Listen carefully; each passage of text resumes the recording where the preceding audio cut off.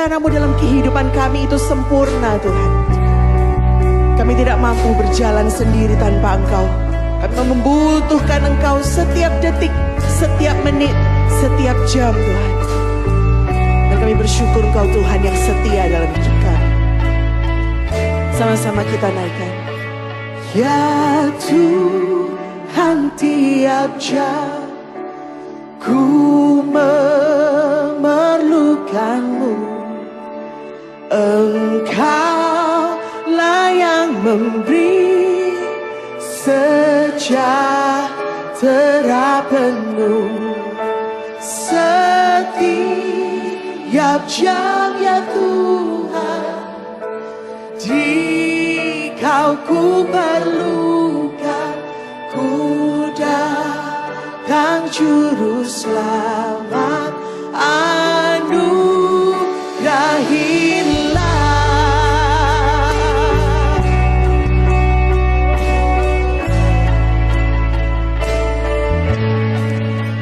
Ya Tuhan, tiap jam di suka dukaku, jikalau Tuhan jauh, percuma hidupku. Setiap jam ya Tuhan, Dikau ku perlukan, ku datang juru selamat, anugerahilah. Setiap jam ya Tuhan, Dikau ku perlukan, ku datang juru selamat, anugerahilah.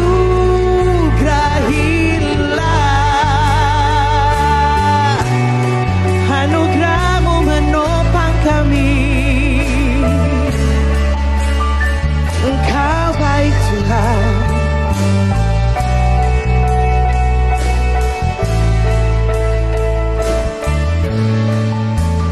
Ya Tuhan, tiap jam ajarkan maksud-Mu, beri janji-Mu genap di dalam hidupku.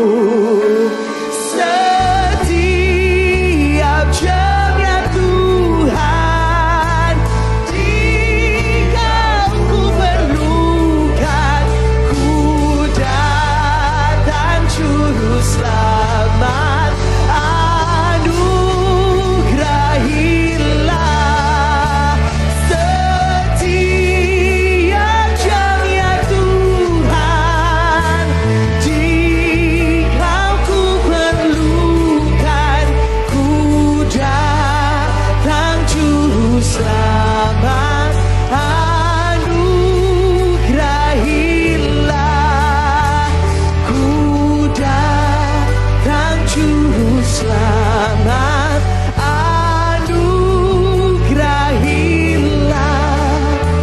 Ku datang juru selamat, anugerahilah.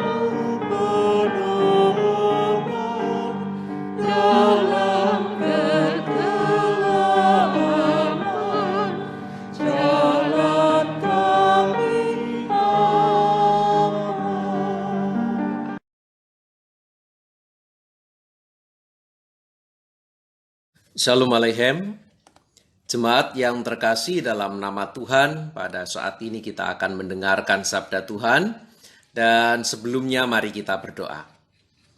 Allah Bapa kami yang bertahta dalam kerajaan surga yang mulia, yang berkarya dalam Kristus Yesus dan beri kami kekuatan dalam Roh Kudus.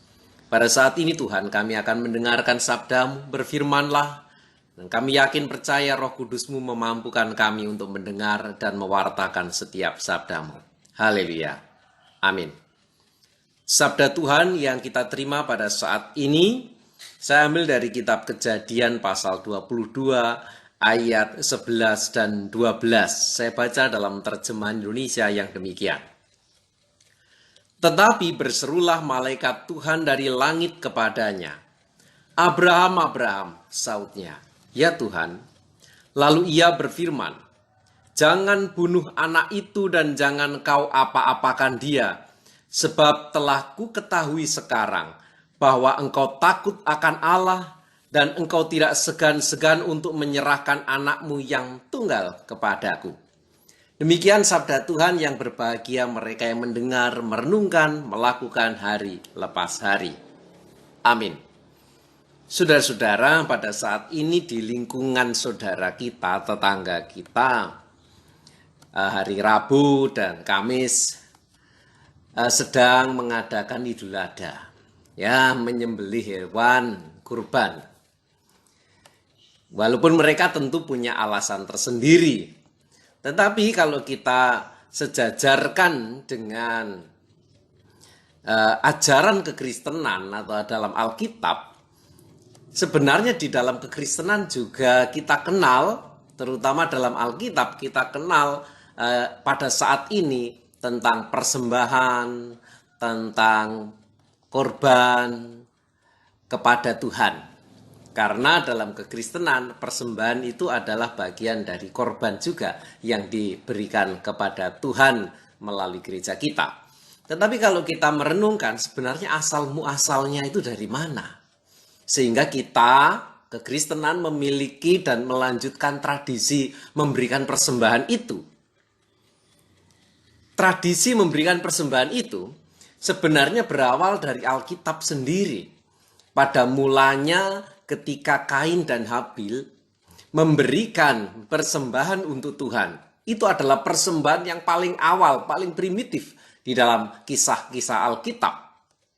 Dan kemudian dilanjutkan dengan tokoh-tokoh Alkitab hingga akhirnya sampai kepada kisah tentang Abraham, di mana Abraham diperintah oleh Tuhan melalui malaikatnya untuk mempersembahkan anaknya, yaitu Ishak. Nah, tentu ini pukulan yang berat bagi orang tua seperti Abraham. Abraham lama menunggu anak, lalu bahkan ia kemudian memiliki anak dari pembantunya Sarah, ya, Hagar memperanakan Ismail. Sesudah Ismail keluar Ishak, dan setelah itu Ismail begitu juga Hagar diusir. Jadi anak Abraham tinggal satu yang tinggal bersama Abraham dan Sarah. Nah, yang menarik di sini, begitu berat keluarga ini mempersembahkan untuk Tuhan, anaknya yang tunggal dipersembahkan. Tetapi Abraham sebagai bapak orang percaya, Abraham lulus ujian itu. Abraham telah sukses melaksanakan apa yang diimaninya. Dan ayat 11 dan 12 tadi menjadi pokok penting, di mana malaikat Tuhan kemudian berkata, Abraham, Abraham. Jawab Abraham, ya Tuhan. Lalu ia berfirman, jangan bunuh anak itu. Janganlah kau apa-apakan dia, sebab telah ku ketahui sekarang. Allah telah mengetahui bahwa engkau takut akan Allah dan engkau tidak segan-segan untuk menyerahkan anakmu yang tunggal kepadaku. Ini adalah gambaran iman pertama. Lalu kemudian diselanjutkan di ayat-ayat yang selanjutnya, kemudian di sana Allah kemudian menyediakan domba yang tersangkut di semak belukar itu sebagai bagian atau bentuk persembahan, ungkapan syukur Abraham, sebagai bentuk ketaatan Abraham di hadapan Tuhan.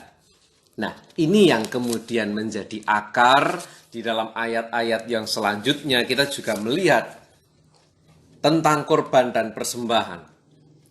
Berawal dari kisah pengorbanan hewan ini, kemudian berlanjut terus dan berlanjut hingga dalam perjanjian lama kita mengenal berbagai jenis pengorbanan. Ada korban bakaran, sajian, keselamatan, penghapusan dosa, penebusan salah. Dan kemudian dilanjutkan dalam tradisi gereja kita, kemudian memberikan persembahan-persembahan kepada Tuhan dengan berbagai macam jenisnya. Saudara-saudara, yang terpenting dalam mempersembahkan adalah dengan berakar dari sikap Abraham. Persembahan itu yang pertama, sebagai lambang kesetiaan kita kepada Tuhan. Lalu yang kedua, persembahan merupakan ungkapan syukur karena Tuhan telah menyediakan domba bagi Abraham. Allah telah menyediakan rezeki berkat bagi kita. Dua hal ini mari kita pegang dalam kehidupan kita. Tuhan memberkati. Wassalamualaikum, dan mari kita masuk dalam saat teduh.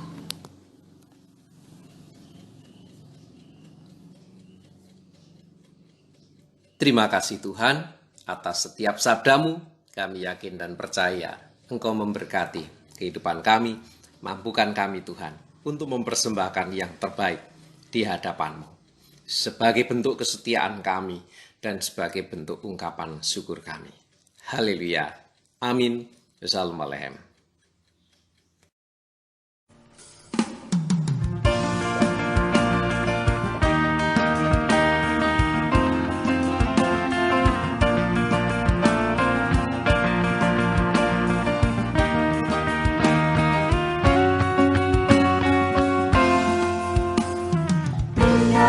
Dalam Yesus carilah murid-Nya, bacalah firman Tuhan, taat kepada-Nya. Tinggallah dalam Yesus, andalkan kuasa-Nya, Dialah pokok dan benar, itulah artinya.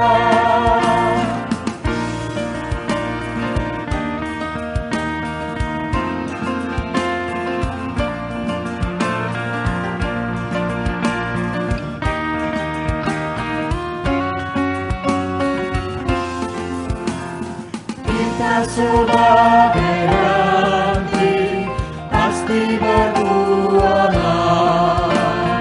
asal dengan setia tinggal di dalamnya. Tinggallah dalam Yesus, muliakan nama-Nya, hidup berlimpah kurnia hanya di Kasih karunia Tuhan Yesus Kristus dan kasih Allah dan persekutuan Roh Kudus menyertai saudara sekalian. Amin.